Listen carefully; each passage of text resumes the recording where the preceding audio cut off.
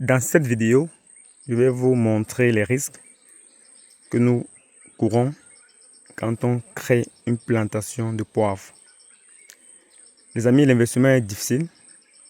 L'investissement, c'est pour les gens qui ont le cardio, comme on dit souvent.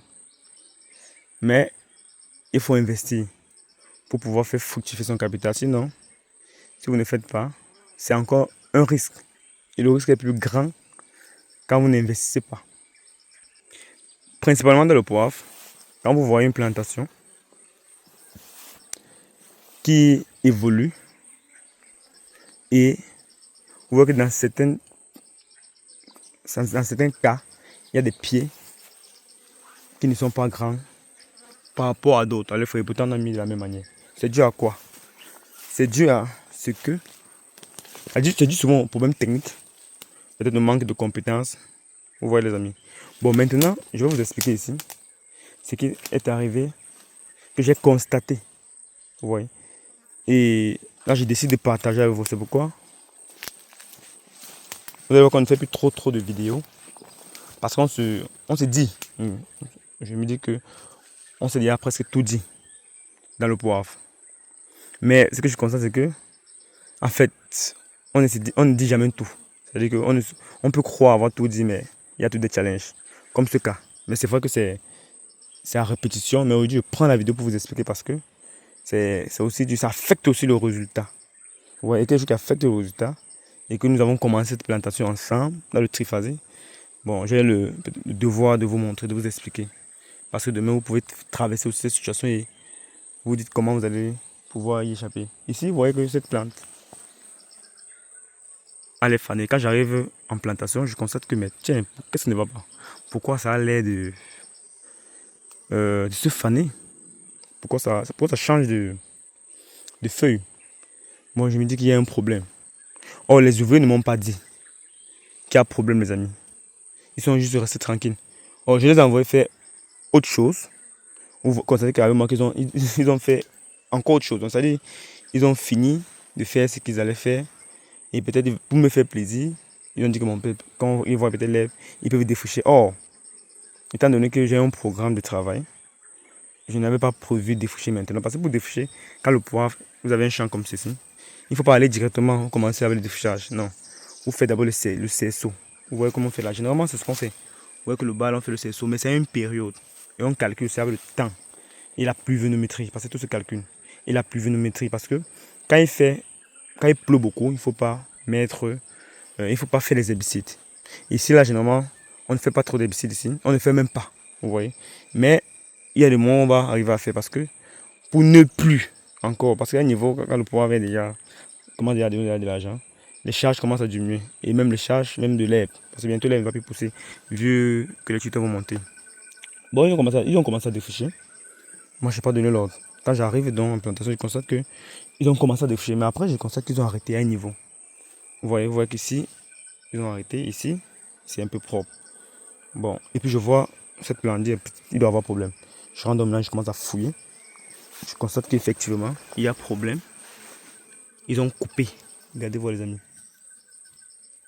En défrichant, ils ont coupé le poirier. Bon, quand ils coupent comme ça là, le reste, ça va mourir. Il n'y a plus rien à faire.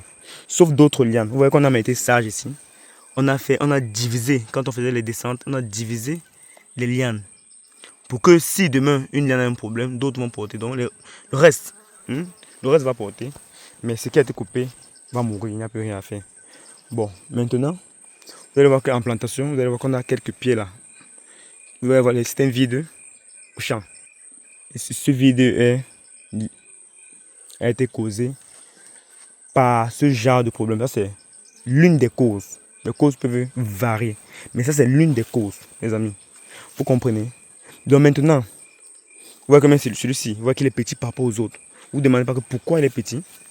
Parce qu'il y a eu ce genre de problème.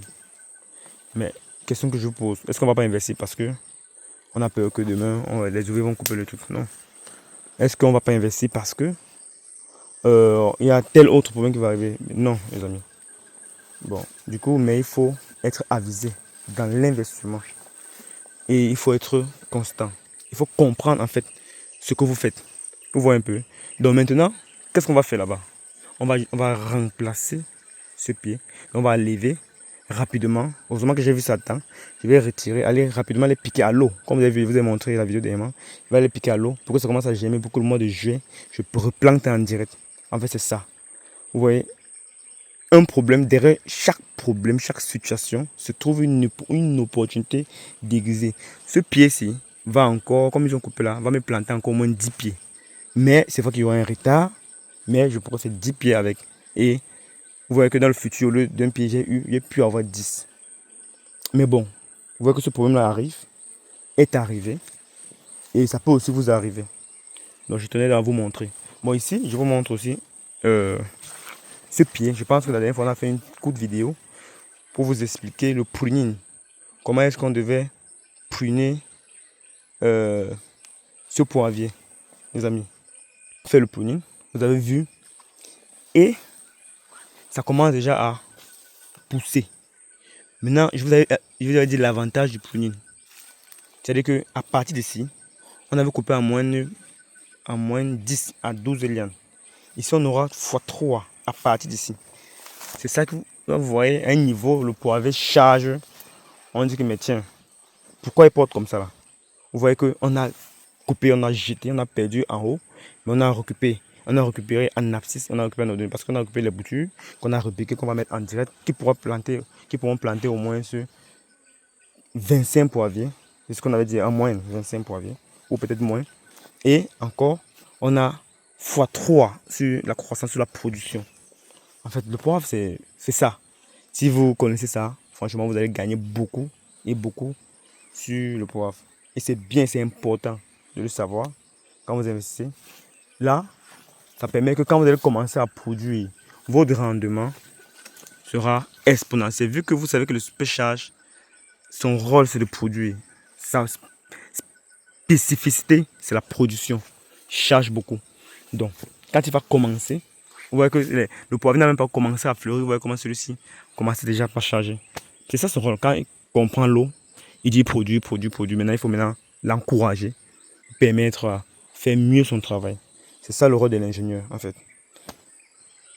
Bon, les amis, big up à vous. Je voulais juste vous montrer cette petite capsule pour essayer de vous édifier, pour que ça vous aide dans vos diverses plantations. Merci.